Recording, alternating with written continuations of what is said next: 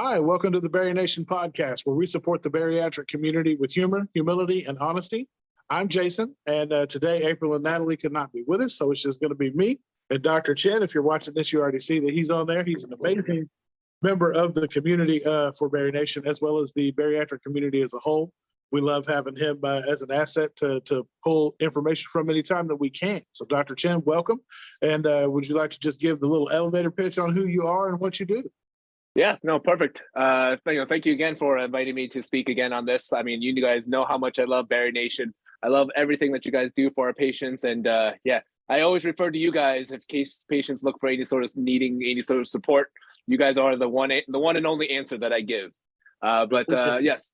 My name is Dr. Chen. Me and my partner, Dr. Joe Cribbins, we're based in Dallas. You may have seen us on the Instagram. You probably, if you do see us, you probably see the office corgi, Marty, the office corgi. He's our most famous mascot.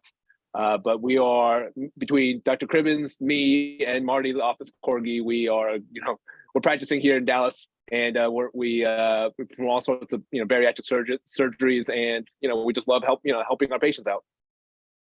That's fantastic. We always appreciate bringing in people who align with the mission and vision that we have for BariNation. And you guys definitely have been the first, foremost, and longest running of the people that we have brought in. And we can't thank you guys enough for always supporting us as we support you guys. So today we are going to discuss the very important and also sometimes hot topic of vitamins in our community. How important they are, what you should take, when you should take them, all the questions, the burning questions that have been circling the community for so long. We're going to get all of those things discussed today. We're just going to talk about, we're going to run through all the questions and see what answers Dr. Chen has for us. So if you're ready to get started, Dr. Chen, I am ready to roll. This is one of my favorite topics. Let's do it. I love it. So how important are vitamins as a whole to a bariatric patient post-op? That's a very, very easy question. Super, super, super important. It is absolutely, absolutely essential to take your bariatric multivitamins after surgery, after all our surgeries, after our sleeve gastrectomy, after a root gastric bypass, and then even more particularly after sort of our more powerful metabolic surgeries, such as a duodenal switch and our SADS operation. With all the bariatric surgeries, a multivitamin taken most likely just once a day is the common formulation, but multivitamin once a day is extremely important. And, we need to take these multivitamins for lifelong. In addition to the multivitamin, I also recommend taking some extra calcium and most likely some vitamin D. And then, depending on where your labs are, you might need other levels of vitamins or other supplementation depending on where your labs are. But the short answer is super, super important to take your bariatric multivitamins. Well, and I know that we talk a lot about the difference between the calcium, and some people may need iron, and some people may need the vitamin D, and some of the other things that go along with that. And I know that there are certain times due to absorption, that can go down between the different supplements as to what times are best and when you can take things together and when you can't. Can you elaborate a little bit more on that? I know iron and calcium are one that kind of go a little oil and water-ish, and it takes time. That's the biggest one that we need to separate out between. It's if you take a multivitamin that has iron in it, you need to sort of wait a little bit before you sort of take your calcium chew. Just because that iron and the calcium, they can interfere with absorption of one another. With the other vitamins, with the other minerals and things like that, I don't really have any sort of recommendation in terms of when to take it. I would just take them on a scheduled sort of basis throughout the day, just sort of the usual time at the same exact time. That way we get into a good routine with them. So when it comes to the spread between the calcium and the iron, how long would you recommend that be? About 2 hours, about an hour to 2 hours. I was going to say usually 2 hours is what we hear is kind of the general rule of thumb, but I wanted to get it straight from the horse's mouth and figure out if that's really what we need to be doing. Right. Can you break down kind of the difference between what the vitamins will do for us to make it, why it is so important that we do that, why we take them? Well, that really gets into what the multivitamins have. We can run into bad issues with vitamin deficiencies. Depending on the type of surgery you've had, the chance of vitamin deficiencies and the risk of the vitamin deficiencies change a little bit. When we talk about a sleeve gastrectomy, people run into issues with vitamin deficiencies, essentially because we're not getting in a lot of calories, right? Your sleeve is pretty tight. We're not taking in a lot of calories, particularly for those first couple of weeks after surgery. We're just on more of a liquid diet. And even just going forward, we're eating smaller meals, not getting a lot in. And so people can run into vitamin deficiency just because they're just not getting a lot in. When we talk about some of the more malabsorptive procedures, like a Roux-en-Y gastric bypass or even a duodenal switch, then we're, bypassing a portion of the small intestine. Anytime we bypass a portion of the small intestine, we also bypass the portion where, vitamins and minerals are typically being absorbed. And so we can run into issues with, bypassing the limb of small intestines and not getting, the body's just not having enough chance or enough opportunity to absorb the necessary things. So we can run into a lot of bad issues when, the multivitamins have a whole host of vitamins in it. I mean, we talk about vitamins B1, B6, B12. We talk about iron. We talk about vitamins A, D, E, and K. We talk about calcium. And I think it'll be too long for this podcast to go into specifically each problem with each vitamin and what the deficiency look like with that sort of vitamin deficiency. But just in short, if we start having vitamin deficiencies, common symptoms are low energy, a lot of fatigue. We can run into bleeding issues, easy bruising. We can, calcium and vitamin D problems. We can run into brittle bones, iron issues. We can run into anemia, low blood counts. There's a whole host of things that we can run into with, people get, vitamin deficiencies. Short answer is vitamin deficiency bad, multivitamin good. That's how, exactly. That's how you keep from all that happening. If you wanted to quiz me on exactly like what does the B1 deficiency, B6, B12, I'll have to recall some of my old multiple choice answers for those things. We get pretty into the weeds at that point. Have to dust off the old textbooks. I got you. So in reality, for someone to know kind of what these deficiencies look like, what labs should they be asking for, or what are a normal lab panel that will pick up on some of that stuff? So that's great. I think that sort of reflects upon why it's so important to follow with a bariatric surgeon. I mean, every bariatric surgeon has their own protocol for following up with labs. But with us, we typically follow labs at the 6-month post-op and then yearly after that. When we check your labs, we check a CBC, which is sort of your regular blood counts, your white blood cell counts, your hemoglobin, your hematocrit. We check a comprehensive metabolic panel, which looks at all your which sort of looks at all your electrolytes. And then we run a vitamin panel. Vitamins A, D, E, and K are typically checked. We also check all your B vitamins, B1, B12, sometimes B6 as well. We also look at your calcium levels. With calcium, we also look at your PTH level, which is a hormone that regulates calcium levels. And those are some of the major, and iron. We also check iron, forgot to mention iron, and all your iron levels. And so between the CBC, the comprehensive metabolic panel, the vitamins A, D, E, and K, the iron panel, the calcium panel, these are all things that a primary care doctor typically wouldn't do for you just because they're not checking all of these things. And so I think it's important to follow up with the bariatric surgeon to get all these numbers checked. Well, that's kind of one of the things that we hear a lot from the community is like they may not have had the best experience with their bariatric surgeon or their surgery center or whatever that may be, or even the follow-up with the PAs. And they just decide to go back to their primary care physician and just kind of do those types of follow-ups for regular panels. But, what you just said is super important for people to realize that if you're not going to see your surgeon, the panels that you're getting from your primary care physician aren't going to be the same. So you're going to catch a little bit of those things that you would look at from a regular primary care panel, but it won't be near the same and it won't be as dialed into your bariatric journey as it would be if you were to go to your actual bariatric, physician.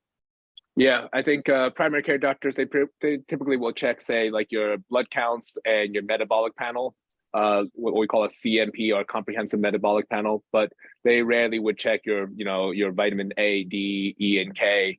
They rarely would check, sometimes they might check your calcium. They may or may not check your iron, particularly if you're female, but there's definitely some things that they, might miss.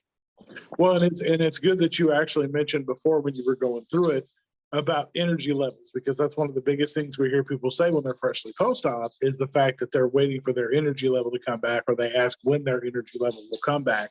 And that's one of the first things we tell them is you need to get a bariatric multivitamin going in, because that does greatly affect the energy level that you're going to see. 100%. I mean, it's, those first couple of weeks after surgery, your body is stressed out, right? It's trying to heal. It's, you might have been on a preoperative diet beforehand, so you're already sort of dieting before surgery. You've already sort of put yourself on a low calorie diet. And after surgery, your body is screaming out for the building blocks it needs to heal up. And some of those building blocks are those vitamins and minerals. And so getting those into your system as quickly as possible when you can, as quickly as possible really helps, the energy levels and the healing process overall. Well, and that's one of the things that we hear the most is the fact that it's protein is how you heal, and focus on the protein, which, is also true. But at the same time, it's not just the protein that's going to help you heal. Those vitamins are very important for you to get in, or like you said, early enough to make sure that it does aid in the healing process. And protein eventually can only do so much. And then it's going to have to be, vitamins are going to have to pick up the rest of the weight, carry it as you're going further out and kind of in your journey. Especially like me, I'm 3 years out. So vitamins now for me are more important, now than not. I won't say now than ever, but they're still super important for me to be taken, because there's a lot of things, caloric deficit and things like that are going on that don't serve my body at its best without those supplements. Correct. Exactly right. And I think it's, like you said, it becomes exceedingly hard, especially the longer you get away from surgery. In the first couple of weeks, first couple of months after surgery, taking the multivitamins is almost easier. Like, you're very focused on taking the multivitamins. But just like you said, once we get to the year, the 2 year, the 3 year mark, then it sort of becomes easy to let those multivitamins go by the wayside. Life comes around, there's a lot of busy things, you kind of get into routine, and somehow those multivitamins fall off of that routine. And so, especially for someone who's longer, further out from surgery, being more vigilant about taking those multivitamins, like you said, every single day, becomes even more important. Well, because you kind of get to a point, it's kind of like the 7-day antibiotic cycle. When you start feeling better, you just stop taking it. Right, So exactly. when you're not technically healing anymore, you're like, oh man, I could take it, but I'm kind of not. I missed a couple days. Right. I don't feel any different. So energy is about as good as it's going to get. Like, I can just kind of do this without all that. And that's kind of that's something that we hear a lot in the community, is the fact that people just kind of like, oh yeah, I don't do that anymore because I'm normal. Like, I'm quote unquote normal. I'm in the normal range. My labs are good. So I don't really need to do all that. But they don't realize the fact that the labs look good and all that is good because of the vitamins, not in spite of the vitamins.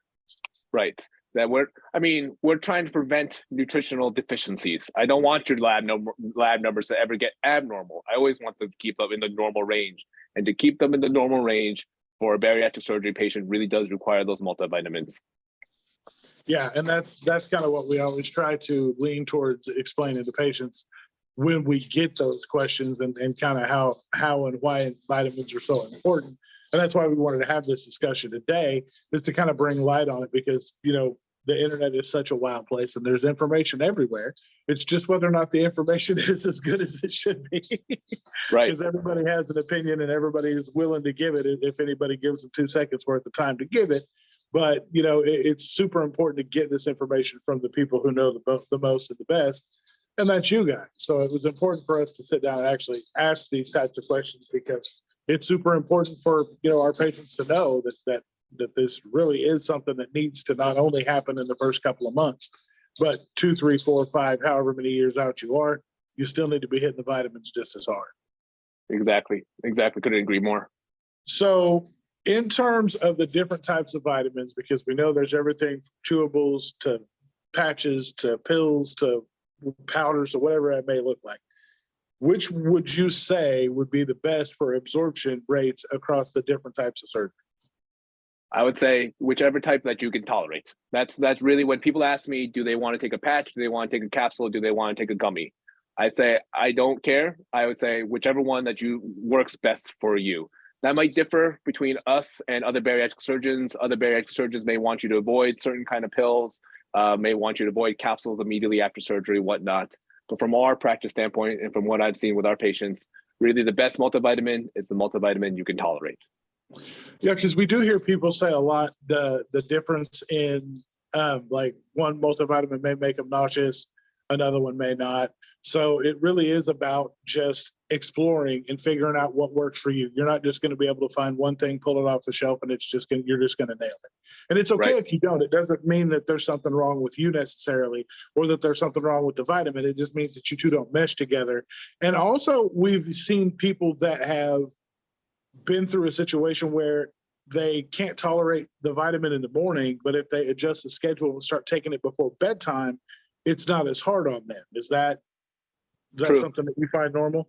Also, sometimes some people like the vitamins on like sometimes people take vitamins on an empty stomach, and that's a little bit rough on the stomach. So getting a little food inside, in the stomach first to kind of, coat the stomach a little bit helps with the vitamins as well. Yeah, I usually at least knock down a protein shake before I take mine. So I'm usually awake for a little bit, like at about 30 or 45 minutes, I'm awake and have knocked down a protein shake at least before I start trying to take mine. So, and I've been lucky enough to never have any issues with it. Would you say for someone, because I know that usually it's the bypass or the switch where people have higher malabsorption rates versus the sleeve, would you say like a vitamin patch would be better for those patients, or would it just kind of depends on, is it patient to patient based?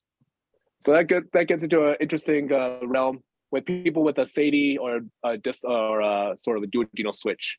With the Roux-en-Y gastric bypass, I really classify those people with a lot of the sleeve gastrectomy in terms of vitamin needs, in terms of which vitamins to take. You can sort of take your generic multivitamins, your generic bariatric multivitamins that there's plenty of online. When you start getting to people with a duodenal switch or a SADS operation, those are more powerful metabolic surgeries. We're bypassing more small intestines. With those more powerful metabolic surgeries, I recommend taking a specific type of multivitamin. It's called a multi-ADEK or high vitamin ADEK multivitamin. There are various companies, all the big bariatric brands, Bariatric Fusion, Celebrate, ProCare, they all sell this kind of bariatric multivitamin. And this kind of multivitamin actually has higher levels of vitamins A, D, E, and K.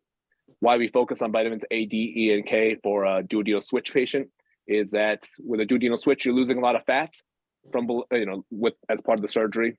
But with that fat, you also lose a lot of fat-soluble vitamins, the vitamins that have been dissolved in that fat. And those vitamins are the vitamins A, D, E, and K. So to make up for that, I recommend that patients take these vitamins with higher levels of vitamins A, D, E, and K.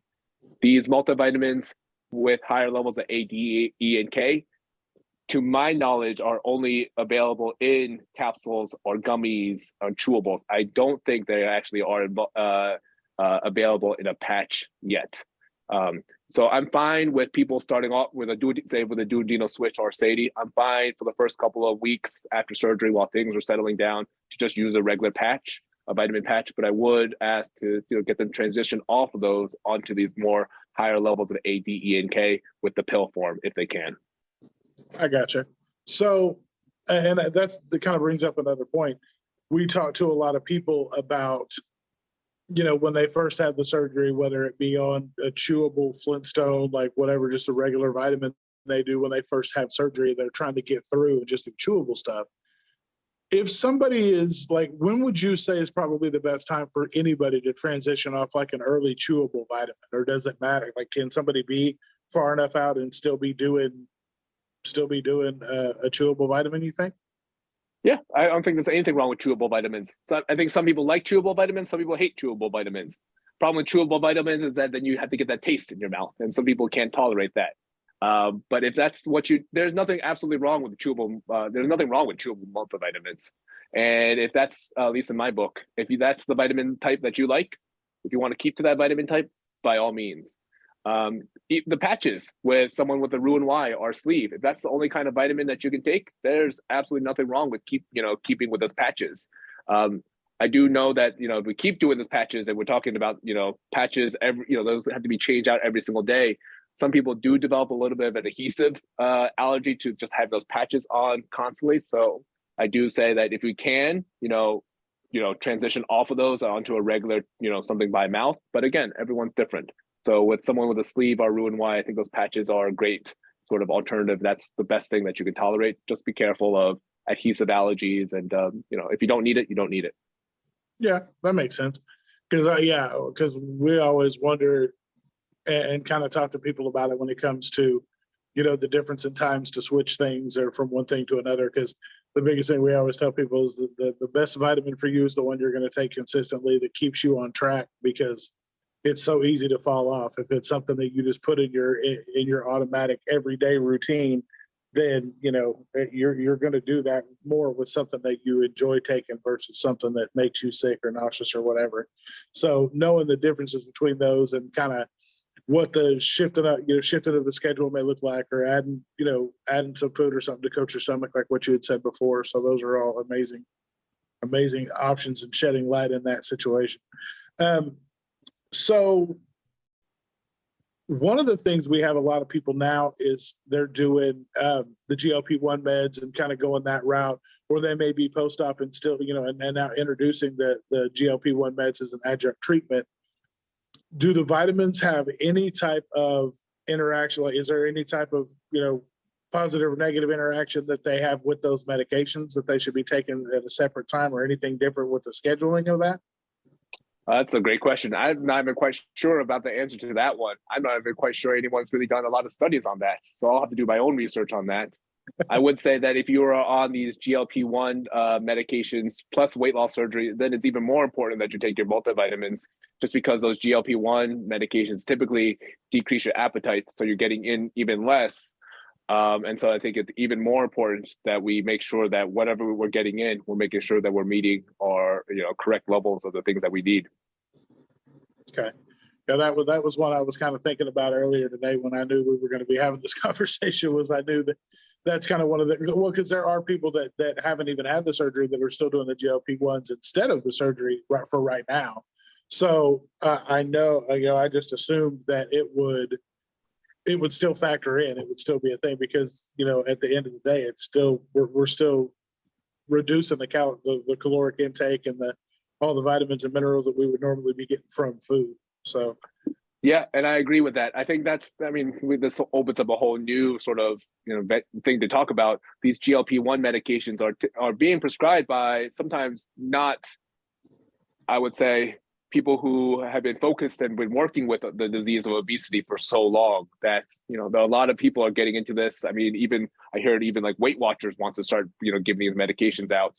A lot of primary care doctors are trying to get into this realm, and that's good because the more that these medications and treatments are available, the better. But also at the same point that these are not benign medications. They can have some side effects, and we know that's what we've learned for so long with working with this disease. Doing these surgeries, working with people post surgery, making sure that they're adherent to the vitamins, making sure they are where they need to be. If these medications are being prescribed by some people who potentially don't know the long-term follow-up for these patients who haven't been working with this disease of obesity for so long, they might forget to check these vitamins or may not tell their patients to take these vitamins, and then we run into problems. Gotcha. That makes sense.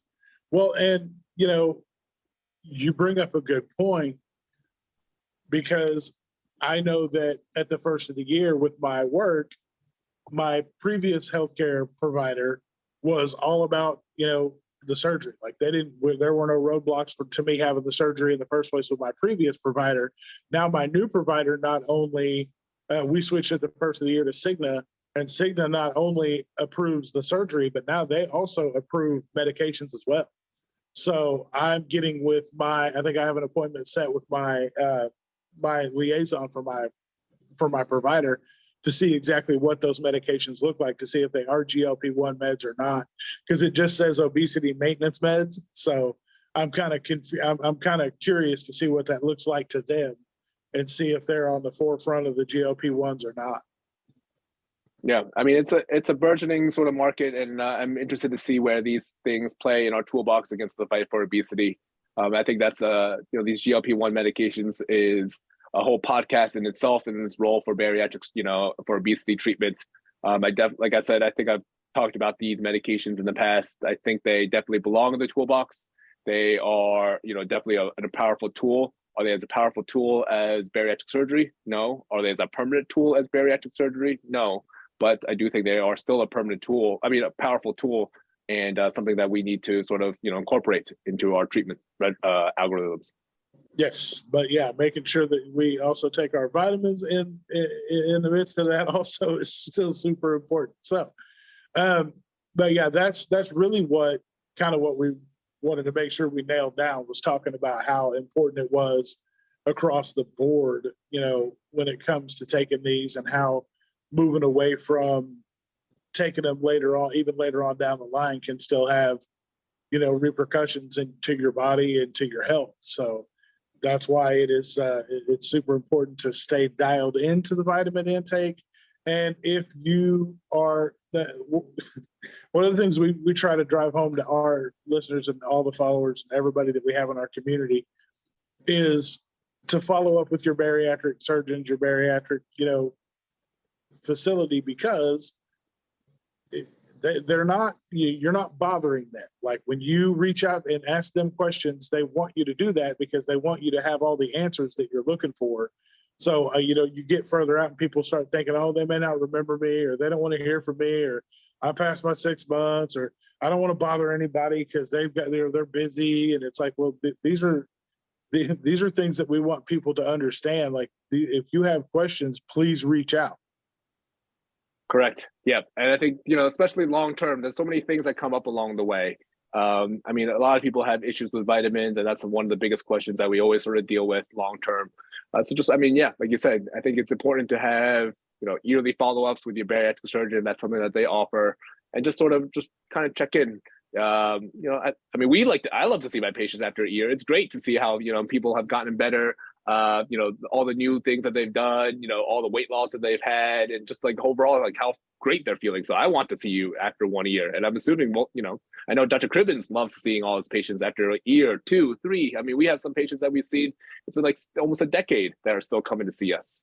Awesome. So, I think, of course, it differs per practice, but definitely if you have questions, I think one of the first things that you do is reach out to your bariatric surgeon. I think one thing that we just need to quickly just sort of go over, just sort of the vitamin regimens for people. I think I get a lot of questions regarding that. When, we do a sleeve versus a root or sleeve or root wide gastric bypass, I typically tell my patients, and this is just, again, this is specific to each practice, but my typical recommendation is, as long as your lab values looked okay preoperatively, the generic sort of way to go forward is a bariatric multivitamin that has iron in it, which most bariatric multivitamins do. 80 sort of formulation, capsule, gummy, patch, however you want to take it is totally fine. I would follow the bottle to see how many times you need to take that, typically then once a day. So in addition to the bariatric multivitamin with iron in it, I recommend probably about 2 to 3 calcium chews. I want you to get about 1,200 to 1,500 milligrams of calcium in a day.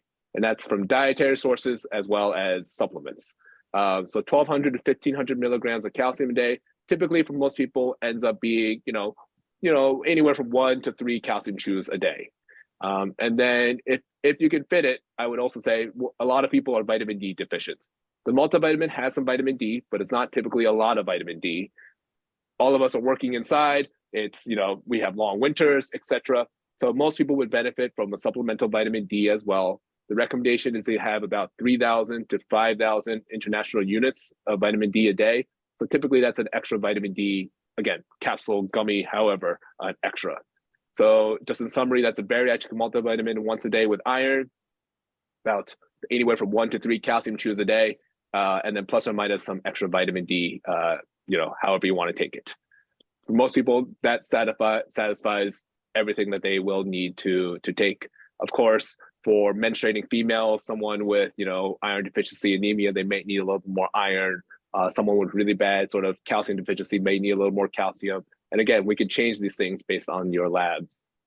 The only change for someone with like a duodenal switch or for a SADS operation, the changes I would make is, again, focusing on the high levels of vitamins A, D, E, and K. So taking a high or multi A, D, E, and K multivitamin.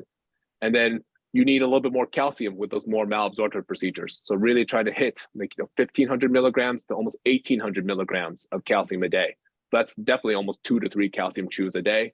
And then also with that same amount of vitamin D, about 1 extra vitamin D capsule a day. And that should get you to the goals that you need to with a duodenal switch. Well, and there's so many companies that are offering calcium chews in different formats and different flavors, and different things, that there's bound to be a calcium chew out there for you. So just like with the vitamins, just like with everything else in your post-op journey, it just takes some trying. You got to try some things out. Most companies offer samples for you to try before you buy a whole bunch in bulk. So that's probably the biggest thing I would recommend before you go to somebody's website, order, $1,000 worth of calcium chews that you're not going to like. Yeah. Much like protein powders that people get suckered into. Just make sure you find out if it's something that you like or not. If you're somebody that goes to a lot of the bariatric events, a lot of these companies give out samples all the time. So you can try the myriad of options that you have available to you.